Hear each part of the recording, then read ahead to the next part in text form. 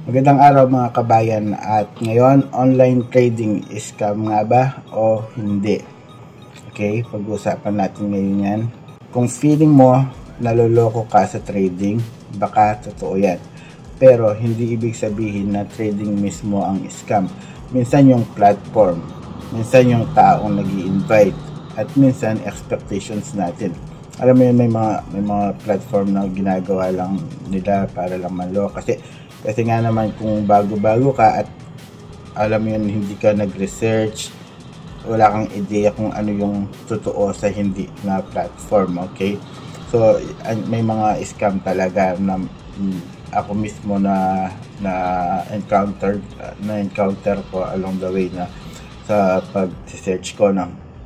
Tapos, minsan yung mga taong nag-i-invite, although totoo yung mga brokers na sinasabi na, kung minsan sinasabi na ako na magbayad, ako magbibigay, ganito, kailangan ganito, ganito. So, may mga scammer talaga ng mga tao.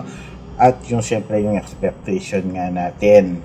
So, hindi kasi madali yung pag-trade, lalo na sa day trading natin, no?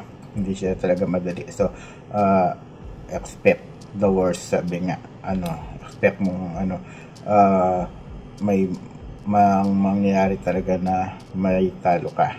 Okay?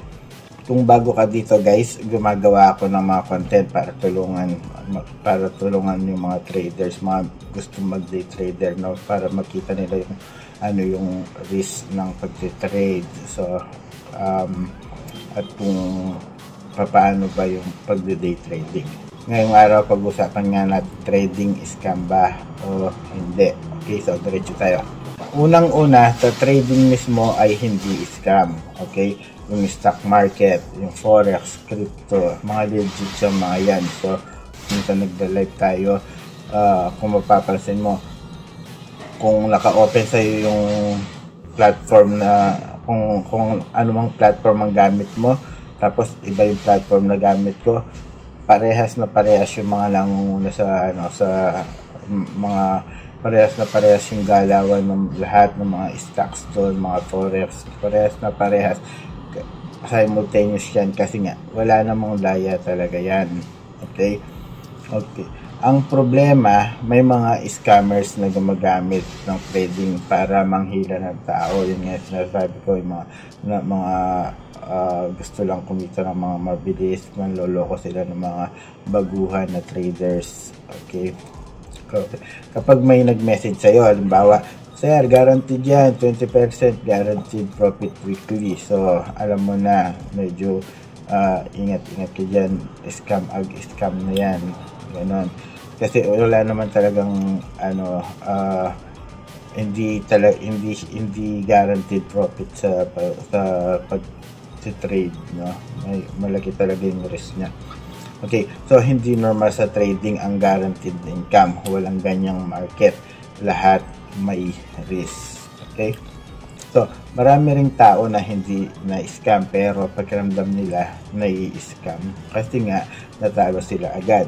Wala silang strategy. So, alam mo yun, mapipiling mo talaga na scam siya kasi ba't yung iba nananalo, ba't ako hindi? Diba? Mga ganun. Tapos over leverage, yung iba inuubos ang pera sa signals, mga ganon, sunod sa hype ng social media. So minsan sasabihin ng makita mo sa social media na nag-hype yung gantong stock, tapos sunod ka lang na sunod.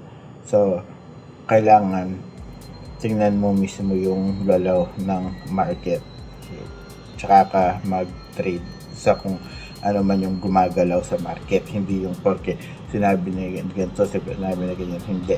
So, although tutukan mo yung stock na sinabi nila, pero hindi ibig sabihin na mag-trade ka na agad doon.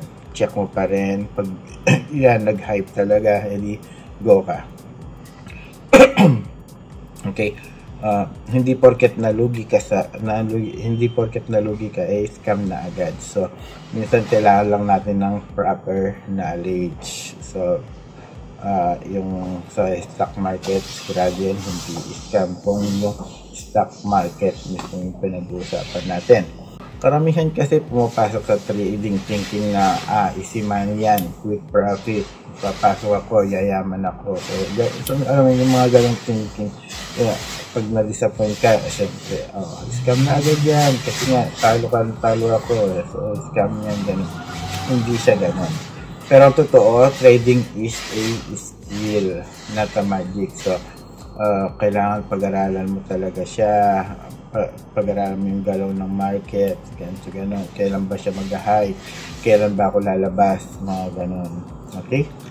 Kung gusto mo malaman legit ba yung broker, ito lang ang gawin mo. Una, check yung regulation. Okay? Kung regulated sa US, UK, Australia, so okay yan. Okay? Ikalawa, basahin ang reviews. So, i-check mo syempre. Hindi lang yung comment nung nag-invite sa iyo yung i-check mo. Mag-check ka ng mga maganda nga. Yung mag-focus ka lang sa mga negative niya, gano'n, mga negative comments. Wag lang yung puro maganda. Kasi minsan may mga nagre-review na mga bayad yan na puro maganda lang ang inaano sa review nila. Okay? Okay. Ikatlo, withdrawal feedback ng tao. So, i-check mo pag laging pending, red flag na yan. Pag yun, hindi ka mapag-withdraw. Pang-apat, guaranteed na profit. Yun nga, walang guaranteed profit dito. So, it's very risky. Kailangan alam mo kung kailan ka lalabas. Okay? Pag may nag-offer niyan, so, layuan mo na. Para iwas loko, ito ang gagawin mo nga. Research bago mag-deposit. Gumamit ng demo account. Kasi yung demo account, malalaman mo agad pag usually yung mga scam, wala silang demo account kasi gusto nila magbayad ka kaagad. Okay, meron ng demo account. Sa demo account mapapansin mo agad na but ganito yung platform, so wala siya na ito, wala siya ng level 2 turbo, wala siya ng mga hinahanap mo na kailangan mo na mga tools para sa day trading, no? Okay? Huwag magtiwala sa influencers na puro profit ang pinapakita. So, hindi basta kasi syempre yung mga influencers usually syempre para makahatak nga sila, pinapakita nila yung mga malalaking kita, may mga $20,000 in few minutes, 30, gano'n. So, double check ka pa din. Hindi, wag basta magtiwala. Okay, tapos start ka sa small lagi. Although marami kang pera na pwedeng ipasok sa trading, start ka sa kung may mga minimum sila na $500 to 200, mag-start ka doon para lang makita mo muna, para kung at least kung red flag yan, at least hindi malaki masyado yung mapapasok mong pera agad. Okay? Tapos, aralin ang risk management. Pinaka-importante yan. Kailangan alam mo yung risk management mo. Alam mo kung magkano lang ang pwede mong ipatalo. Ganon. Kung kailan ka lalabas sa trading. Hindi trading ang scam. Ang scam ay yung maling expectations, maling platform, at minsan maling tao na sinusundan mo. So, kailangan doble talaga sa pag-research. Okay? Kung gusto mo ng realistic trading content at hindi hype, so subscribe ka lang dito. Okay? So share mo to sa friend mo na sinasabing scam ang trading after ng isang talo niya kasi nga padalos-dalos. Alam mo yun. So kailangan mag-research. Okay? So always research, tapos mag-risk management. Okay? Hanggang sa muli. Paalam!